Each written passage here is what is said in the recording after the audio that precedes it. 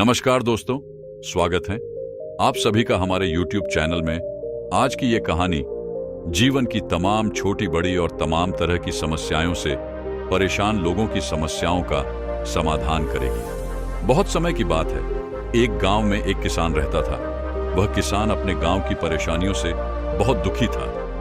किसी ने उसे अपने दुखों के निवारण के लिए बुद्ध की शरण में जाने को कहा, जो कुछ दिनों के लिए ही यहाँ से कुछ दूर एक गांव में आए हैं।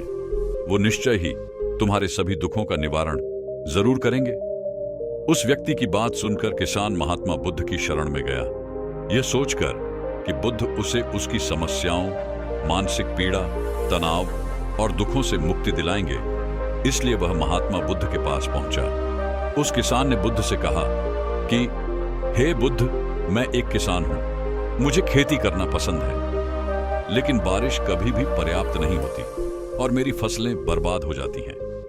पिछले साल मेरे पास खाने के लिए कुछ नहीं था और इस साल भी अत्यधिक बारिश के कारण फसल को बहुत नुकसान हुआ। मेरे पास खाने के लिए पर्याप्त भोजन नहीं है। किसान ने कहा, मैं शादीशुदा हूं, मेरी पत्नी मेरा ख्याल रखती है, मैं उससे प्यार करता हूं, लेकिन कभी कभी वह मुझे बहुत परेशान करती है और घर में बहुत क्लेश हो जाता है, जिससे मुझे लगता है कि अच्छा होता अगर वह मेरी जिंदगी में नहीं आती।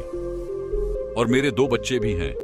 कभी कभी मेरे बच्चे भी मेरा अनादर और मेरी बातें नहीं मानते हैं, मेरे निर्देशों का पालन नहीं करते।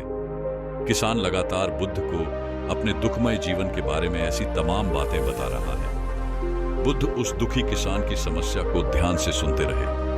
अपनी जिंदगी की सारी परेशानियां बताने के बाद जब उन्हें राहत महसूस हुई तो वह चुप हो गए।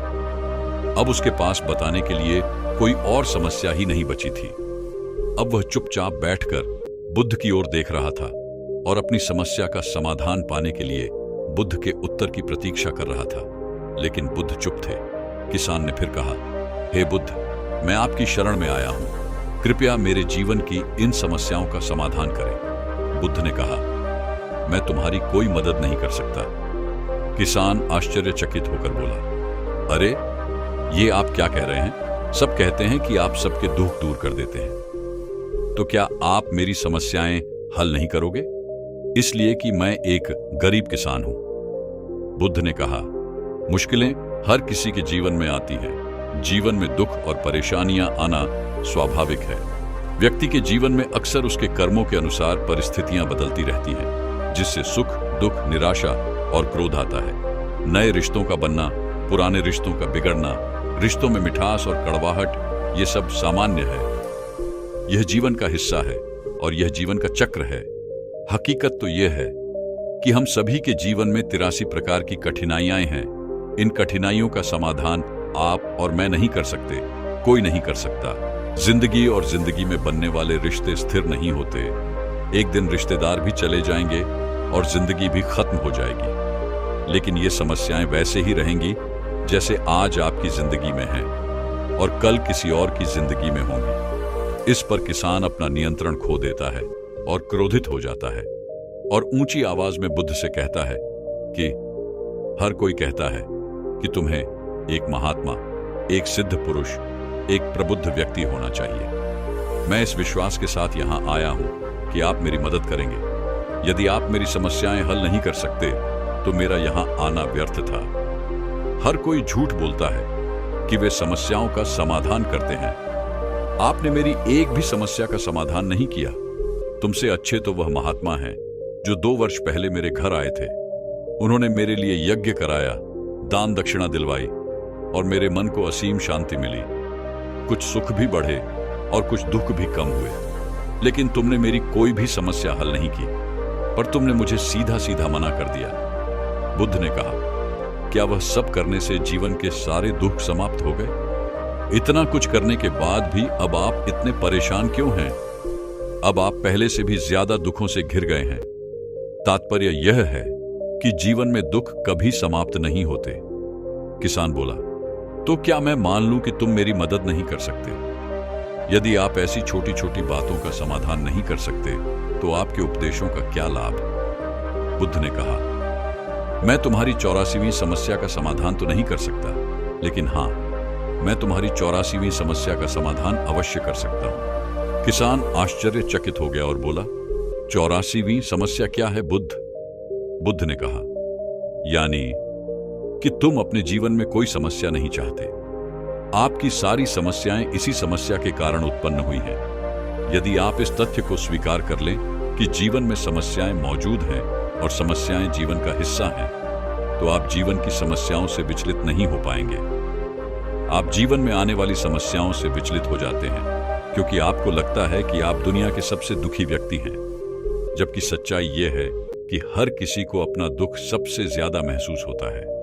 लेकिन जिस दिन आप यह समझने लगेंगे कि मेरा कष्ट अन्य लोगों की तुलना में बहुत कम है, उस दिन से कोई भी दुख आप पर प्रभाव नहीं डाल पाएगा। जब तक आप नहीं चाहेंगे कि आपके जीवन में कोई परेशानी ना आए और आप हर दुख दर्द से बचे रहें, तो यह संभव नहीं है।